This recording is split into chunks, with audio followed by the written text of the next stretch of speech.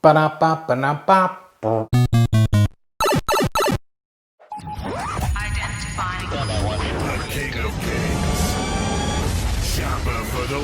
G'day guys, welcome back to Cakes by Chopper. Today we have the red Koopa shell from Mario Brothers. If you were a video game fan, this was probably a big part of your childhood. I was more of a Mortal Kombat fan, but whatevs. If you want to learn how to make this cake, stick around and I'll show you how.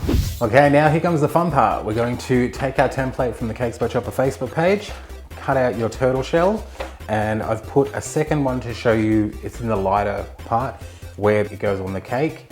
And then these two halves are just to build the top up.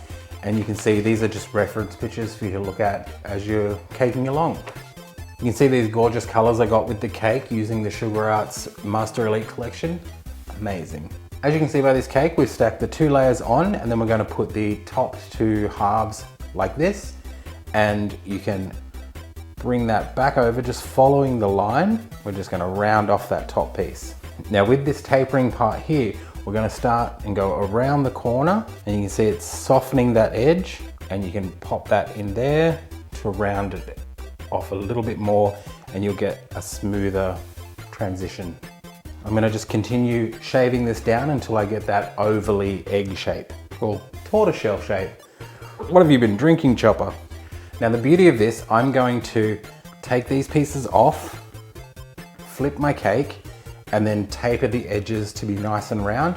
We're gonna leave a small oval, and we're gonna give it the illusion that it's a full turtle shell, but it's actually not. It's gonna have a base that'll sit down, and it should trick the eye.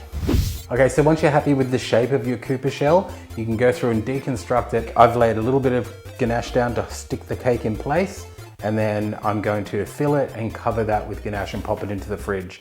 Yeah, get into it. TikTok is consuming my life, oh my God. Okay, now that it's out of the fridge, we've given it the second coat and smoothed it over and given it a couple of more minutes to chill. We're gonna take some yellow fondant, roll a long flat snake and wrap the entire bottom of it. But you wanna pay attention to your template.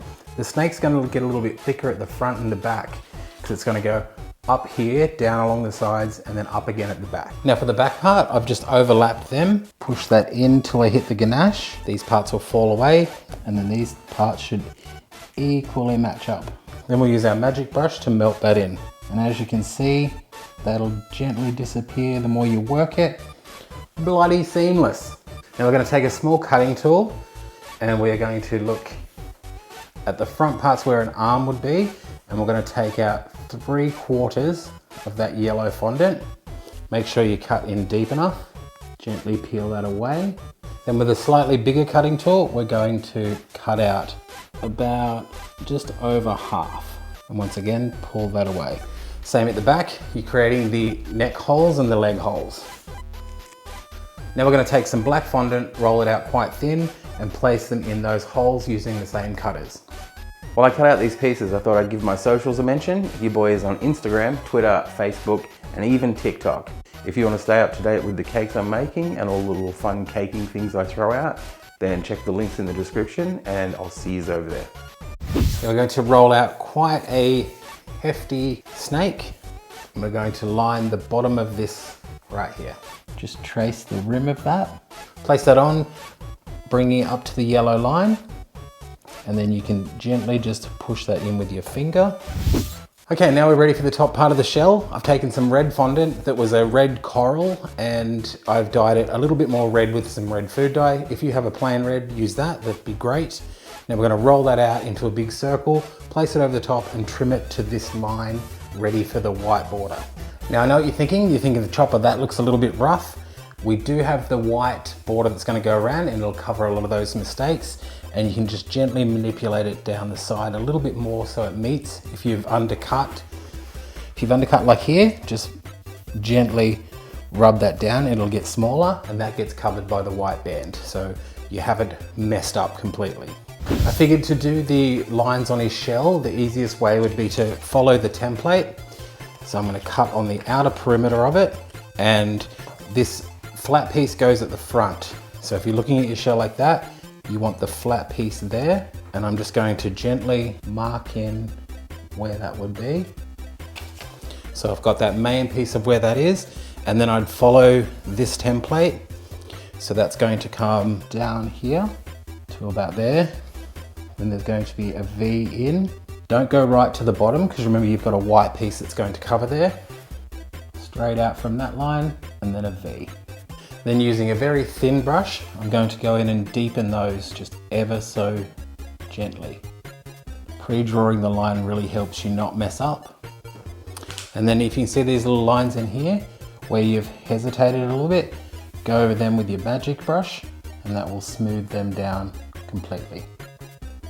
See, I'm telling you, this brush is really magic. Now, not forgetting the belly, we're going to use the same technique and just go and put some lines going up. Okay, now we're finished with the shell details. We have cleaned the bench and ready for our white fondant. We're gonna roll a long snake, flatten that down a little bit, just about an inch wide, and we're gonna trace the entire cake, hiding the seam at the back, and we'll be on our way to finishing our shell. Now we've got the snake as long as we need it, and I've got it to the right thickness. You can just compare it on the side. You can see it looks just fine. We need to make sure it's the same width all the way along. I'm going to loosely measure it. Now this is just going to help me lift it without having too much weight on it. I'm going to put some edible glue around here, let it go tacky, and then start applying it, going down, bringing it back up a little bit at the bottom, making sure all the imperfections are hidden away. To finish the Koopa shell off, we're going to go through with some edible black paint and just paint in those indents. You can do this before you put the white on if you choose, but I chose afterwards, just with a very steady hand. There you go guys, there is your red Koopa shell from Mario Brothers.